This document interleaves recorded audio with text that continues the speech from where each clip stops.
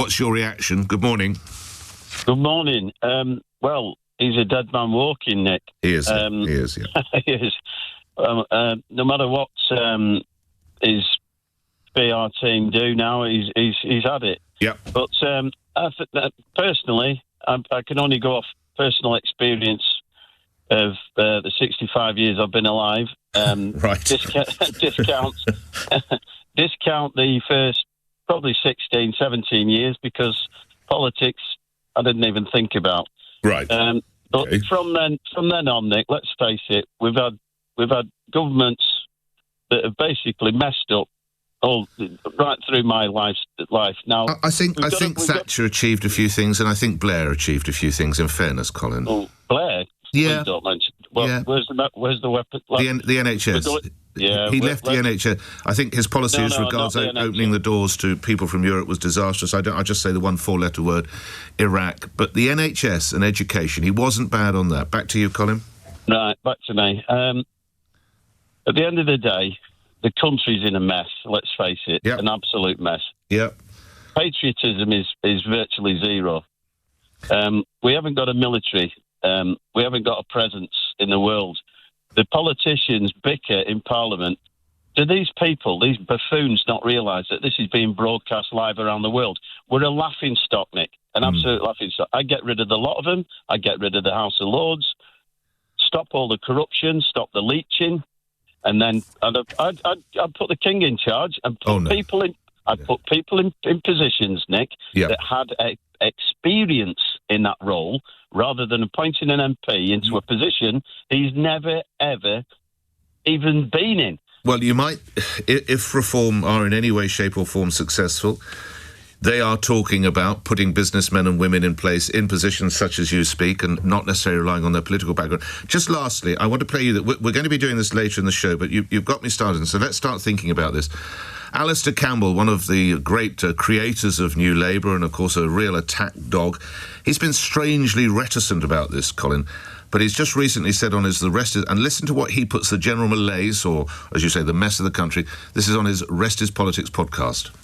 Because of the nature of our politics, the quality, if you like, of our politicians and the political gene pool, the nihilism of much of the mainstream media, the anarchy of social media, with dissonance, hypocrisy, short-termism, naivety, industrialised rage and willful ignorance off the scale, that we're becoming almost ungovernable, that neither the parties nor the public are really prepared to face up to the big things that need to happen to turn this country around. Colin, we're in a mess and we're almost ungovernable. In a sentence, how do you react?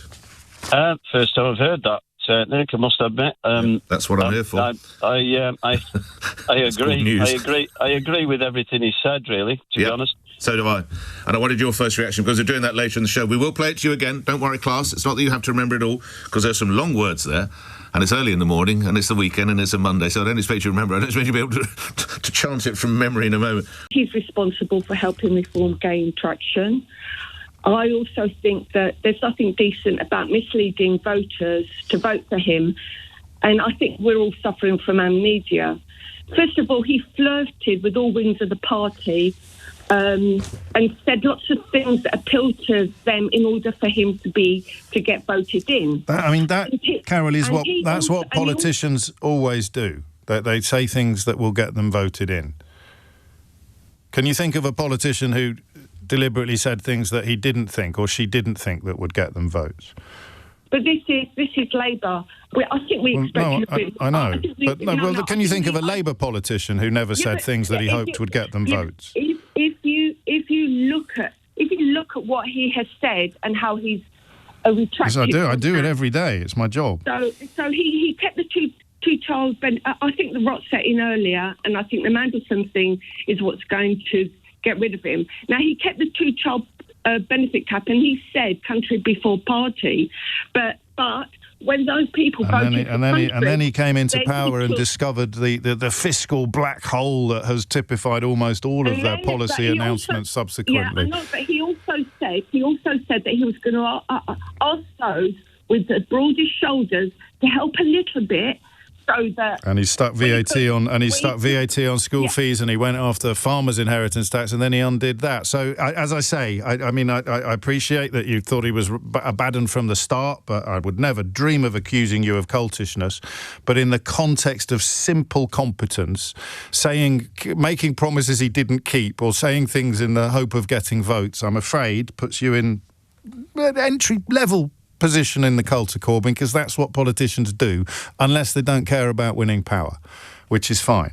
But the idea that the current travails are part of a pattern is just not true. The pattern is that he's not very good at things. It's not that he's corrupt or dishonest or any of those things. He's just not very good at it. Good morning, Good morning, Nick. Morning. I enjoy the programme very much. Thank you. What's upset me the most, Nick, is people have turned their back on the vote. I would say, I'm not going to. Yes. I'm not going to bother. I'm not going to go off my backside and vote. And people have fought and died in 2 world wars for that, Nick. And then you've got that poor man in China who wants to speak out for this, that, and the other. And you think, I'm not. My nan used to say the only thing you can really call your own is your vote. And I feel so sorry for people. What the hell has this country come to? I really don't know. Lastly, and we're going to do this more, it's because we've become almost ungovernable. We, the mainstream media, are partly to blame. Social media, in the view of Alistair Campbell, is very much to blame, with industrialised rage. Any truth to what he's saying in your book? Well, I'd like to think what Tony Blair's going to say. Tony Blair's been very quiet, hasn't he? His silence is deafening. One wonders why. Linda, thanks for your input. What would you like to say? Well, for me, I think, similar to you, I was a really big Keir Starmer fan at the start. Well, I was never a really big Keir Starmer fan. Sorry. Well, I can't. No, I was. He was the pot into which we had to put all our there was a lot of eggs, hope. wasn't exactly. it? It was Exactly. Anyway, go on. And so it was sort of like there's a lot of hope around his morality. Yes. And, he was signifying a lot of stuff. He was going against his own people on a very moral standpoint. Like Angela Rayner's gone when her tax affairs weren't in order. Yes. Rachel Reeves was. And so it was like, this is looking good. But that stuff sort of doesn't really matter on day to day. Every time there was a perception of wrongdoing, sometimes it took a little bit longer than might have been ideal, but it took a heck of a lot less time than it has under any other Prime Minister in living memory. You put a foot out of line, you were toast. Really good. And that was all really good. And so you think, okay, that stuff, that looks really good, cool.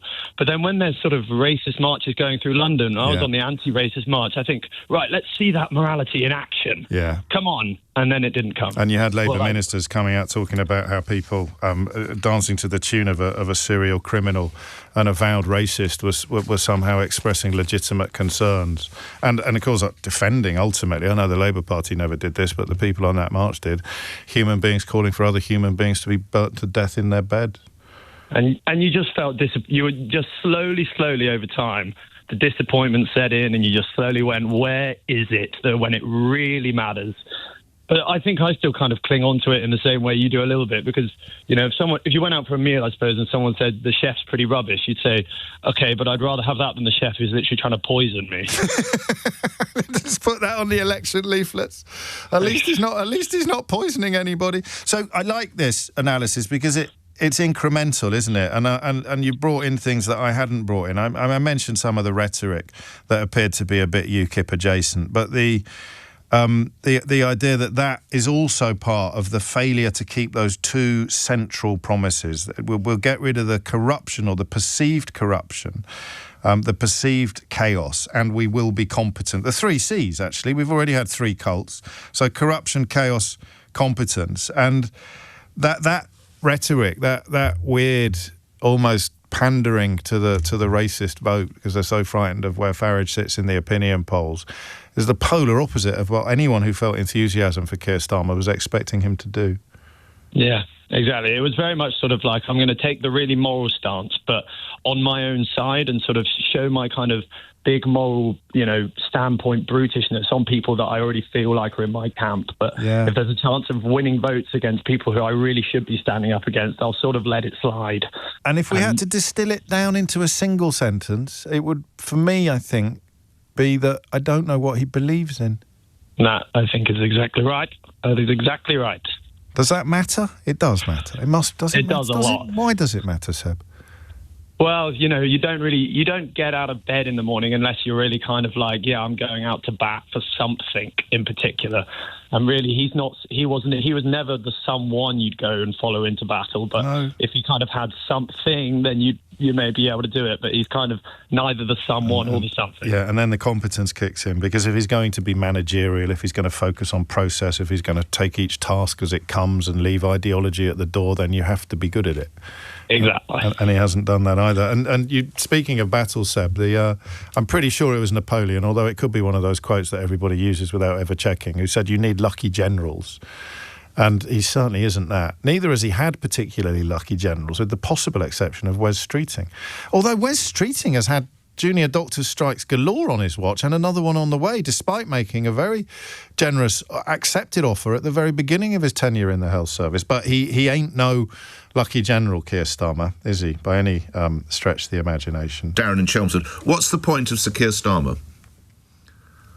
I would argue, Nick, I would say, what's the point of politicians? I go back to the point made by the other gentleman.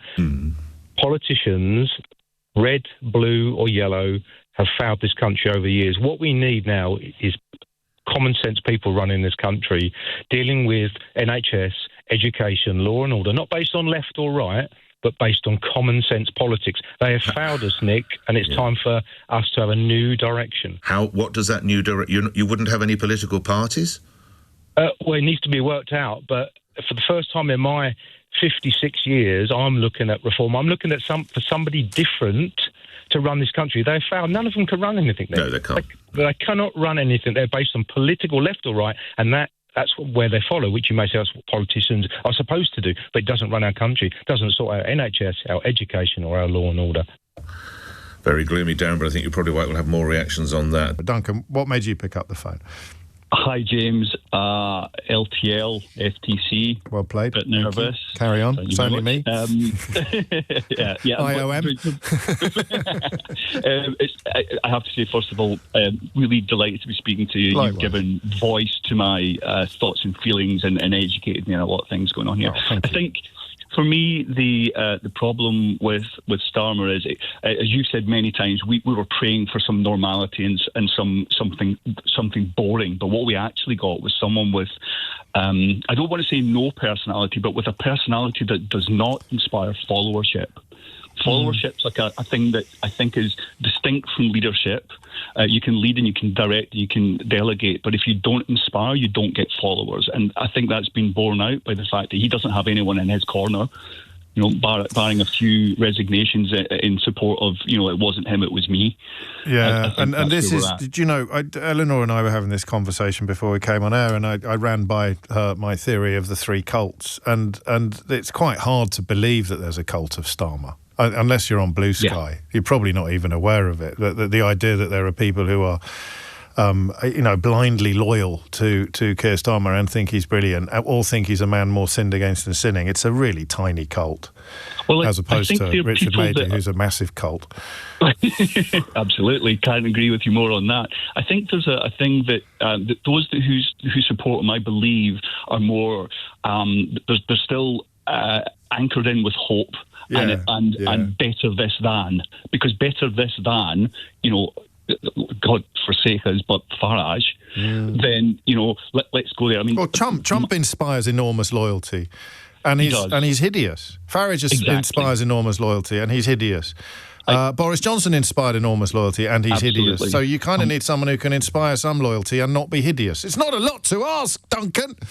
Well, I think it's a natural capability, though, so that people have, and whether they develop it through life, nature or nurture, I don't know, but the people who have personalities, who will absolutely engage you and bring you with them, they're dangerous because they can say anything in the case of Trump and Boris Johnson.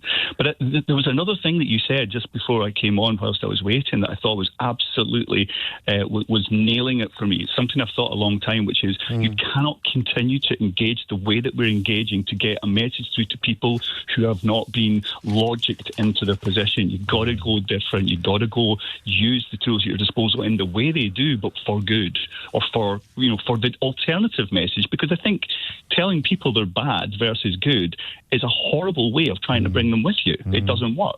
And followers will only follow if they think that you're you have something that's there for them. And I think that's where you have to say, as despicable as all the racism is, but as powerful as you can't need tell an someone. Antidote. You need a compelling antidote. And you not can't just tell shouting, them they're poison, bad. poison, If you tell poison. people they're bad because they're racist because, you've got to look at what is the reasonable part of their view that can then be turned into a message. I'd say they'd actually tried that, and they've discovered there aren't really any reasonable parts of their views, because if you are going to be more disgusted by a crime committed by someone with brown skin than you are by someone with white skin, then you're racist.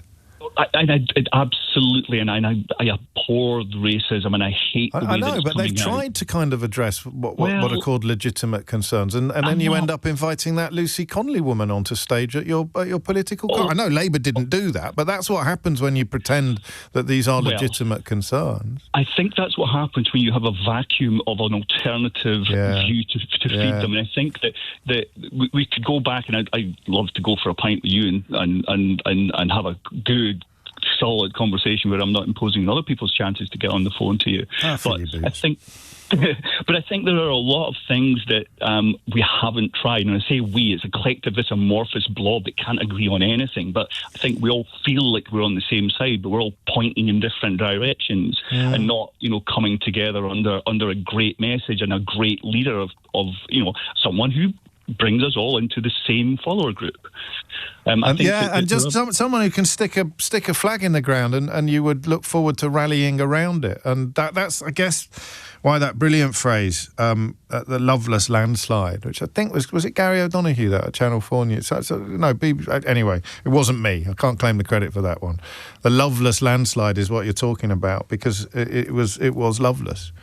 There was very few people. You can't imagine anyone getting a Keir Starmer tattoo. In fact, if anyone sent me a picture of their Keir Starmer tattoo, I would put quite a lot of money on it being AI and not actually being real. 11:30 is the time. Duncan, I mean, that was brilliant, actually, but I don't think it was obvious, actually, because you could say he's uninspiring, that would be obvious, but it's more than that. His is not a standard to which we muster very passionately or easily. The problem is now that not you, but I sound pathetic. Oh, I tell you what I really want. I really want someone who isn't charismatic. I really want someone who is dull. I really want someone who doesn't, prioritise feelings over facts. I really want Keir Starmer, because he'll be the perfect antidote to all of the dishonesty and corruption that we've had since 2016 and since 2010, if you want to add cruelty to the list. And then here he is. And now we're complaining that he's none of the things that we said we didn't want the next Prime Minister to be. Well, I am. It's me. This is me on the hook. I'm criticising me now, nobody else. But I don't think that I'm the only person in the constituency that I've just described.